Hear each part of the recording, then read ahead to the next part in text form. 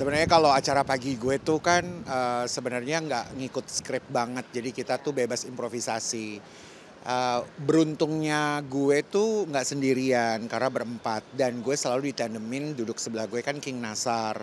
Ice breakingnya memang ada di gue sama Nasar sebenarnya karena kalau untuk ngebawain bener-bener kan ada di Rian Ibram dan Dewi Persik karena memang di sebelahnya. Nah, gimana untuk bisa hati-hati ya, yang pertama berdoa dulu sih. Karena takut yang namanya slip tongue itu kan pasti bisa terjadi. Human error juga pasti bisa terjadi. Memang agak menakutkan karena acaranya live bukan taping. Nah itu yang paling repot. Ya gue sih cukup bersyukur aja selama 5 tahun jadi host di Pagi-Pagi Ambiar. Semuanya sih baik-baik aja. Karena kita maunya menghibur, bercanda dengan cara kita. Karena uniknya atau spesialnya gue itu kan sebenarnya bukan dilahirkan di industri entertainment untuk sebagai komedian kan. Begitupun Nasar, begitupun juga Rian dan juga Dewi Persik. Nah ini istimewanya adalah kita bisa berempat berkumpul dijadiin satu 5 tahun lagi. Banyak yang nggak percaya kan sebenarnya kok bisa-bisanya gitu 4 orang ini dari beda-beda background ya, kecuali Nasar sama Dewi. Ngejaganya adalah kita saling ngingetin pakai kode-kodean atau kita colek dari belakang, tapi juga perlu adanya keberanian. Kalau di sini beruntungnya ada Dewi Persik ya, karena kalau Dewi itu kan vokal banget. Dia bisa memakai sosial medianya dia juga untuk membuat klarifikasi dan juga membela. Karena Dewi yang pembela banget lah sebenarnya untuk ngebelain program kita dan ngebelain kita berempat. Tapi ya kita selalu ya kembali lagi berdoa lah ya. Karena sekali lagi ya slip tongue sama human error itu pasti terjadi dan mudah-mudahan bisa dipahami sama netizen dan pemirsa itu aja sih. Gitu sih. Kalau misalnya bercanda tuh apa sih yang paling ditakutin kan, bisa soal apa, soal apa? Gini, banyak pemirsa mungkin yang tidak memahami di layar tuh ada tuntutan, bukan tuntutan ya, ada karakter-karakter yang pada akhirnya mungkin kita kemayu gitu ya. Mungkin mereka tidak paham, malah mereka ngerasa bahwa ya orang kayak gini nggak boleh ada di TV. Kadang-kadang ada yang kayak gitu ya. Tapi sebenarnya mereka tidak memahami bahwa itu sebenarnya karakter lucu yang bisa kita bawa untuk jadi penyemangat dan menghibur sebenarnya ya. Tapi ya itulah hal yang kadang menjadi kita ketakutan bahwa wah takutnya jadi malah kelepasan gitu ya.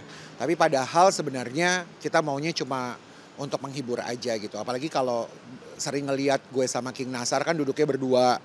Kita kadang-kadang kan wah suka joget-joget, kita suka ngegoda-godain orang gitu ya. Padahal itu sebenarnya untuk menghibur aja. Yang perlu dijaga sih sebenarnya lebih kepada kata-kata ataupun juga pertanyaan-pertanyaan yang kita mau lempar kepada bintang tamu. Karena takut itu menyinggung atau melewati batas. Makanya kenapa kalau pertanyaannya udah deep talk itu mungkin bagiannya lebih ke gue sama Rian. Ya, jadi Rian Ibram dulu, terus gue bisa masuk dengan pertanyaan-pertanyaan yang mungkin out of the box. Cuma sekali lagi ya itu yang jadi apa ya, jadi ketakutan sendiri gitu, takutnya menyinggung, takutnya nggak diterima sama bintang tamu gitu-gitu sih. Itu latihannya. Kalau Nah, kalau ditanya latihan, kalau gue tuh bersyukur gue punya sahabat-sahabat yang jauh lebih dulu pegang peran sebagai MC dan juga host. Gue belajar khusus tidak, tapi gue pernah ngambil kuliah di bagian communication untuk PR. Jadi penataan kata-kata mungkin gue belajar dari sana, tapi lebih banyaknya adalah bergaul sama teman-teman yang memang sudah terbiasa dengan komunikasi. Gue sempat takut banget tidak punya communication skill yang bagus, tapi karena bergaul sama mereka, gue percaya siapa yang kita dekat dan kita berteman, kita bisa jadi itu. Jadi gue memang memilih teman-teman yang memang komunikasinya tuh bagus gitu dan educated lah paling tidak supaya gue bisa belajar dari sana gitu. kalau misalnya ada kesalahan Kak, Kalau ada kesalahan satu-satunya jalan harus minta maaf, udah itu aja. Habis mau gimana? Karena sekali lagi bukan hanya host, bukan hanya pembawa acara ataupun kita yang punya panggung di televisi, siapapun bisa terjadi, human error itu ada dan slip tongue itu bisa terjadi. Selama itu benar-benar jujur terjadi kesalahan tanpa disadari. Tapi kalau disadari, nah itu yang jadi masalah ya. Udah disadari terus kita nyenggol, nendang, injek lagi gitu kan.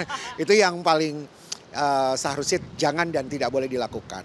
Tapi selama itu slip tongue bisa terjadi, ya aku rasa mungkin sempat ada yang viral, Ustadz aja slip tongue pernah terjadi di acara televisi. Jadi ya itu ya kita harus pahami aja. Yang penting kita tahu langsung meminta maaf gitu. Itu sih. Thank you.